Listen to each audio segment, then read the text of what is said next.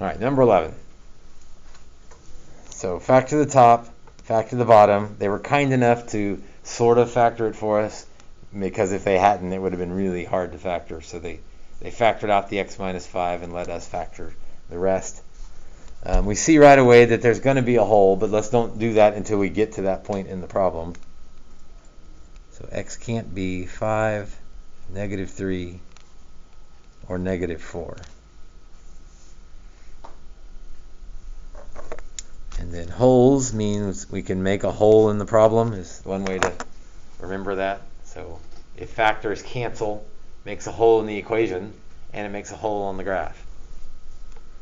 So there's a hole at negative 3 comma something, and we get the something, the y value, by plugging into the rest of it. So negative 3 minus 3 over, and that's going to take too much room. Negative 3 minus 5 is negative 8. Negative 3 plus 4 is positive 1. So 6 over 8 is 3/4. Again, holes are where fractions usually show up because it's just too hard to make everything work out to be nice integers. Vertical asymptotes, that would be the other places that don't cancel. So x equals 5 and x equals negative 4. Is this Bobo or Bots or Eats DC?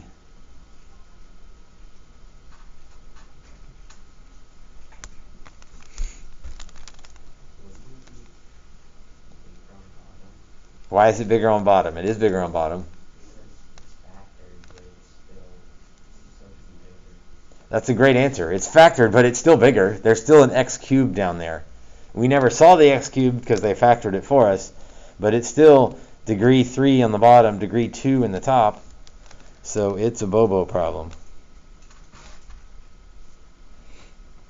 Or if you look at the reduced version, it's degree 1 in the top and degree 2 in the bottom. So either way, it's bigger on bottom, so y equals 0. There's always one horizontal or one slant, not both. So once you figure out what it is, you can mark out the others. Y-intercepts is where x equals 0. So I'm looking at my factored form, and I'll plug in 0. So negative 3 over negative 5 times 4. That's a lovely y-intercept of 3/20. It's like, again, it's hard to make everything come out as an integer. We try to make most of it nice and clean, but there's just too many pieces to make it all work nice. X-intercepts would be where y is 0, so 0 equals x minus 3 over doesn't matter because the denominator doesn't matter for x-intercepts. So 3, 0 for an x-intercept.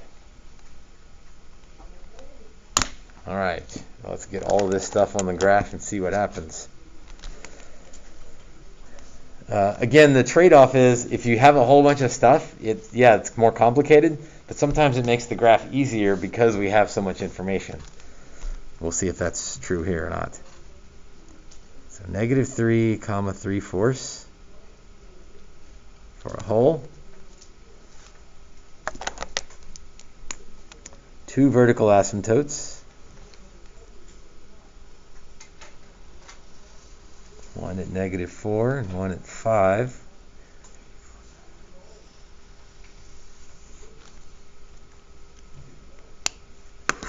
Horizontal asymptote at 0.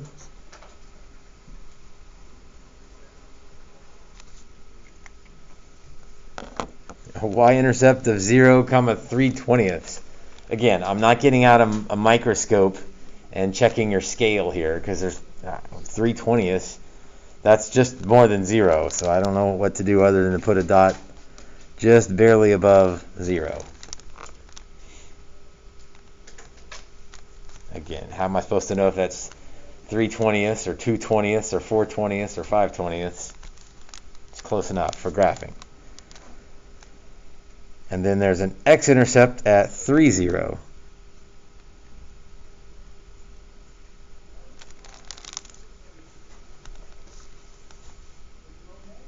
Okay, I don't know if that's enough help for you or not, especially on the middle one though. There's 3 points in there.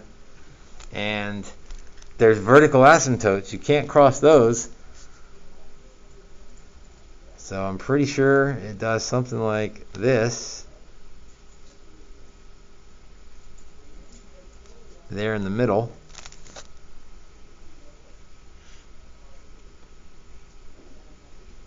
And with the alternating rule, I can guess what goes on in the other places, but guessing isn't good enough to making sure we get the problem right.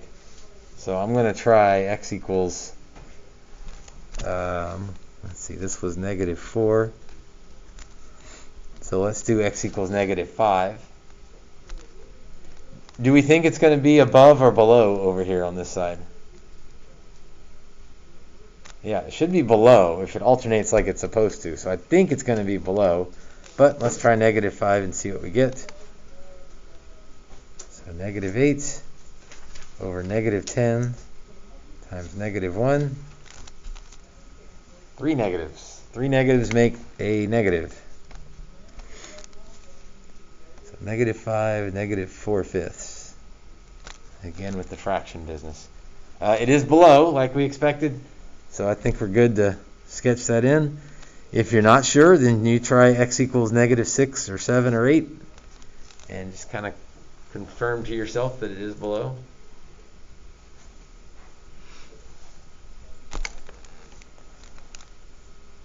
All right, I need to test a point over in the right-hand side of the graph. Let's see, that was x equals 5 was the asymptote, so I'll test x equals 6 to get one more on the other side. Based on what you know, do you think it's going to end up being above or below? Show me with your finger. Are we going to be above or below? What do we think? Good, everyone said an above. It alternates, so I'm pretty sure it's going to be above. So let's plug in the 6. 6 minus 3 is 3. 6 minus 5 is 1. 6 plus 4 is 10. 3/10. Well, again, what is that exactly? I don't know, but a little bit more than 0. It's positive like we thought. So that's a really sharp turn that happens on this one.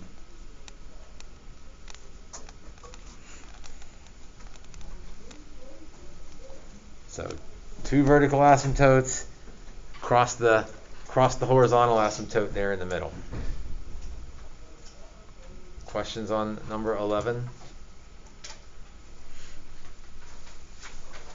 Yes. So there's, I guess I can record my answer to that. Are we going to have one like that on the test?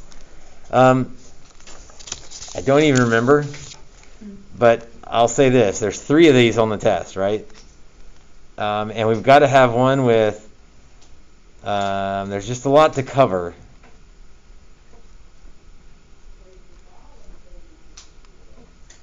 So I don't know if there'll be one like that on the test because there's just so many different combinations of things that not everything is going to be on the test.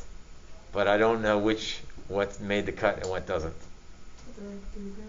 Because there's 3 graphs. Yeah. And so you can definitely expect a hole somewhere. If there's 3 graphs and there's a Bobo, a Botza, and ETC, my guess is there's one of each. But is there one that has 2 vertical asymptotes? I don't remember.